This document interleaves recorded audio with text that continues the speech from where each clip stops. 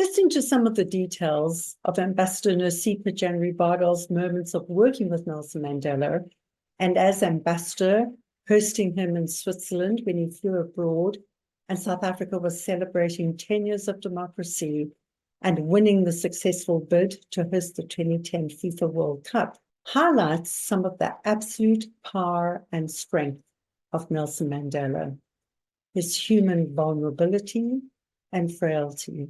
For so long, the leadership paradigm has been to win at all costs, even if that means falsely pretending to know all the answers, compromising one's values, or as they often tell us, fake it till you make it.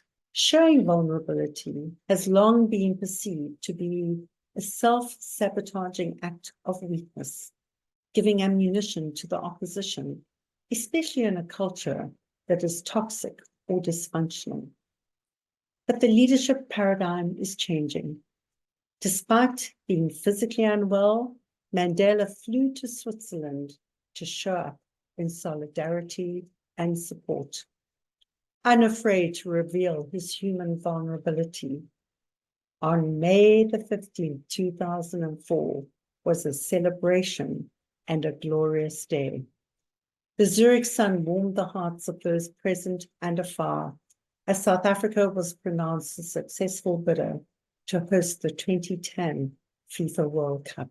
A fragile, tearful, and vulnerable Mandela held up that golden World Cup trophy with absolute joy and pride. Dr. Brené Brown, research professor at the University of Houston in Texas and author of Daring Greatly, How the Courage to be Vulnerable Transforms the Way We Live, Love, Parent, and Lead, emphasizes that vulnerability is not a weakness. In fact, it is our most accurate measurement of courage. So what is vulnerability? It is often defined as uncertainty, as risk, as emotional exposure. That uncomfortable feeling we get when we step out of our comfort zone and let go of a little control. The truth is, we're all vulnerable. We're all imperfect. It is trying to hide the vulnerability that creates the stress and where the struggle begins. So what is the power of vulnerability? Well, Brené Brown's research reveals that leaders who are willing to be vulnerable are more likely to build greater trust, to encourage innovation, and to build a culture of creativity and growth. The well-renowned author Simon Sinek, who wrote the book Leaders Eat Last, argues that leaders who are willing to be vulnerable create greater safety and trust. And the world-renowned psychologist Dr. Daniel Goldman, who wrote the book Emotional Intelligence, defines vulnerability as emotional intelligence. Emotionally intelligent leaders are able to recognize their emotions and the emotions of others and more effectively navigate very difficult solutions. Embracing vulnerability into your leadership lifestyle may be much simpler than you think.